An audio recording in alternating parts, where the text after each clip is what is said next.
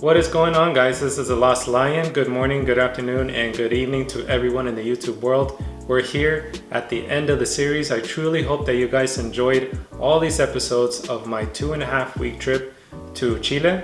You know that we started in Santiago, Chile. We ended up in Easter Island. We explored all of that area, and then we finally made our way down to Patagonia, which was an amazing experience. So with this video, we're going to talk about Mirador Base Las Torres hike, which was the most difficult hike I've done in my life. I want to give you guys the tips and my personal experience on this hike, as there are lots of things to mention. Without further ado, like and subscribe, and let's get on with the video. Okay, so just a few pointers before we start the video. I actually went in the month of February, which is in the middle of summer down in Patagonia. A little weird because it is in the southern hemisphere. Now do keep it in mind, guys, that it will get very hot and then it will get very cold. So you'll want to layer up. Make sure you have a backpack so you can put your items in your backpack, as it's going to be a crazy roller coaster of very difficult parts and very easy and beautiful parts. So what I happened to do was layer up. I actually put a lot of sunblock, and I got a hat because it will burn your skin. The sun is very strong once you start the hike, and once you finish the hike, it'll be very cold. So you're gonna wanna layer up and make sure you just have the right raincoat and sweaters and jackets as needed, as it will be a very tough hike. So in my personal experience, I actually stayed at Camping Central, which is a nice camping site. That was about $200 per night.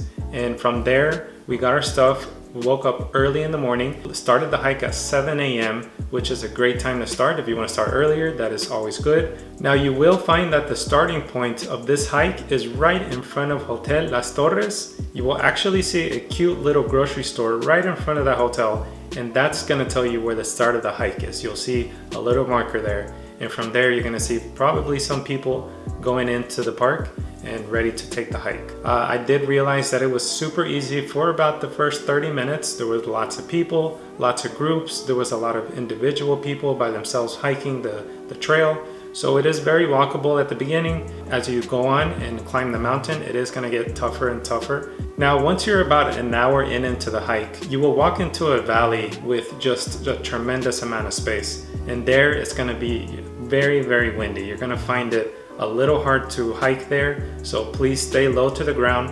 Make your way on that trail. You'll eventually find some trees and you can walk normally again. So from there, it was about 2 more hours until we got to the midway point. So now we're at about 2.5 hours when you walk into Sector Chileno, which is the restaurant there. There will be a restaurant, another camping site, and lots of people there just resting and having a snack. Now, just to remind you guys, when you do find the restaurant, you're halfway through the hike, so good job so far on that. You will find lots of snacks, lots of beverages, coffee. I think I had a hot chocolate, and I had a quesadilla with a lot of meat and a lot of cheese. It was really tasty, so really good meal because you do burn those calories. So bring lots of snacks, make sure you drink a lot of water, and there are restrooms there in case you need restrooms. Use that time to relax and get things done there before you start the second part of the hike. So once you leave the restaurant, guys, you have 2.5 hours left, but you're gonna say that the first hour is nothing but forest and beautiful views. It's sort of a tough hike there. So what I do want to talk about, guys, is the very last hour. That hour was very brutal. The rocks were large, very hard to get through that. But if you work your way through it and be careful, you will make it to the top, and I promise you it is worth it. And now, as you have made it to the top of Base Las Torres, Patagonia, you're gonna feel so proud of yourself, although you're gonna feel that it is very cold and very windy. So it's gonna be hard to hear anybody. It's gonna be hard to sit down and relax because that wind is very cold and brutal. Now, if you've seen the episodes, just as a reminder, I did start at 7 a.m. and I actually got to the very top at 12 p.m. So that was a total of 5 hours. The last hour, very difficult. And just as a tip, guys, no drones because they are very strict there. You can take your phone, you can take cameras, whatever you want. So as it being a very cold day, I actually spent just right over an hour there, just enjoying the views of the towers and the water, people watching, and just enjoying my time. So after that, I finally made my way down those rocky steps.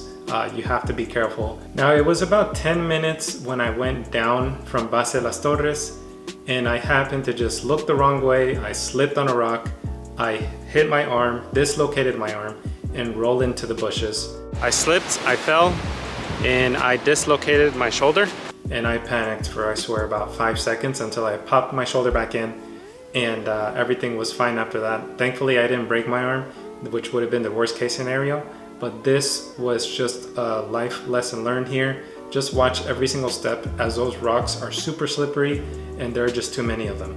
So please be careful, guys, on your way down. After my little accident, I was able to walk my way all the way down back to the restaurant. Nonetheless, it was a beautiful experience. It did rain on and off, and it did get cold. I got really hot. So lots of different mixes of just temperature changes. So please be careful out there, guys. You have to be mindful. So as I left the Base Las Torres from the very top, it was 1 p.m. I made my way all the way down at 5 p.m. So it was just as tough, maybe even tougher on the knees. Just keep that in mind, guys.